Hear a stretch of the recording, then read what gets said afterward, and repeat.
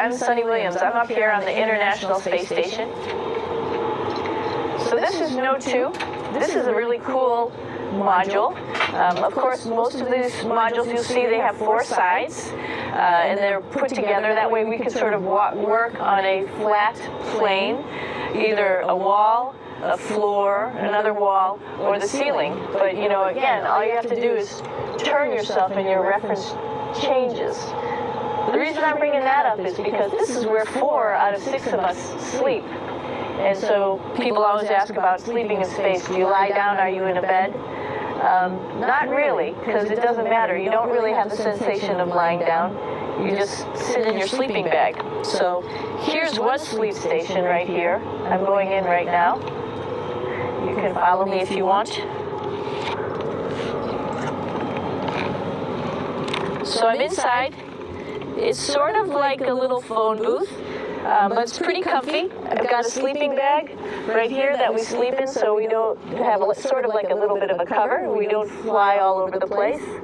But you know, you can sleep in any orientation. I have it sleeping, feeling like I'm standing up right now, but like you saw, I'm on the floor. But it doesn't matter if I turn over and I sleep upside down. I can't have it. I don't have any sensation in my head that tells me that I'm upside down, so it really doesn't matter. The sleep station is also like a little office. We've got a computer in here. As you can see, we've got a couple little toys. I've got some books. I've got some clothes and other things that make it sort of like home. I'm coming out. And just for reference, that's one sleep station. This one's another. Right here. There's one on the ceiling, if you want to call it. Right here. And then there's a 4th on the other wall over here. So all of us sleep in a little bit of a circle. All right, come on back. There's more to show you.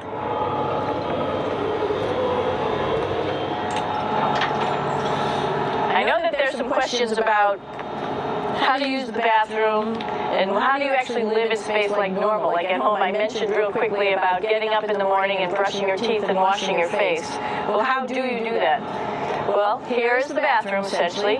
You get up in the morning, and we have a little kit, and it has all the essential things that you need, like your toothbrush and toothpaste and brush. See how much better the brush makes my hair look? I'm just joking. It still stands up straight. It doesn't matter where you are. It's always going to stand up straight while you're up in space. A lot of people ask about toothbrush and toothpaste. So, luckily enough, toothpaste, you can do it upside right this way, is sticky, and so it sticks to your toothbrush. No problem. Another cool thing is that water sticks to your toothbrush, too. If you can see it, I'll have some water come out. The water is pretty neat up in space. It'll stick to your toothbrush, and it will make a big bubble. And that's just by surface tension. And then you can drink it. So a lot of people ask about what do you do with the toothpaste after you brush your teeth.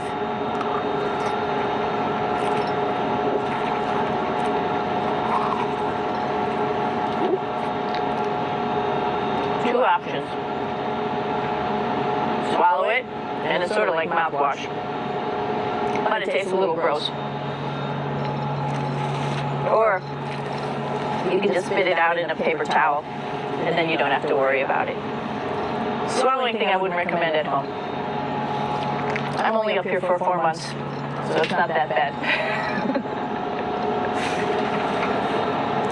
One of the most pressing questions about living in space, of course, is the bathroom. So let's take a look at that little piece of work. Come on in.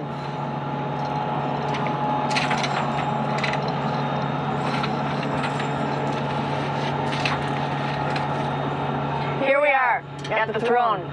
This is awesome. You might see the little You might have noticed a little moon on the outside. This is our orbital outhouse right here.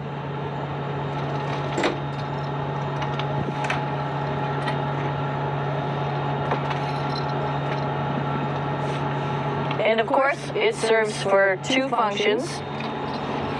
Number 2, right here. I'll show you. But you see it's pretty small, so you have to have pretty good aim, and you be ready to make sure things get let go the right direction. And it smells a little bit, so I'm closing it up.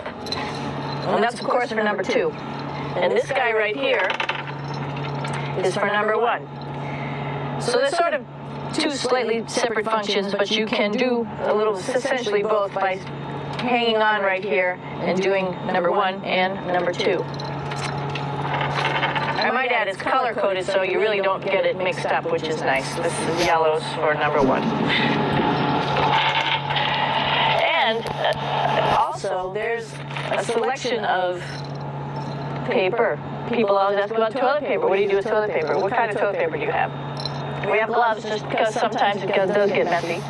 We have some Russian wipes, which are a little bit coarse if you like the coarse type of toilet paper. We have some nice tissues, which are nice and soft if you like soft toilet paper. We have Huggies, just for any cleanup. You know, we were all babies once, and this sort of helps.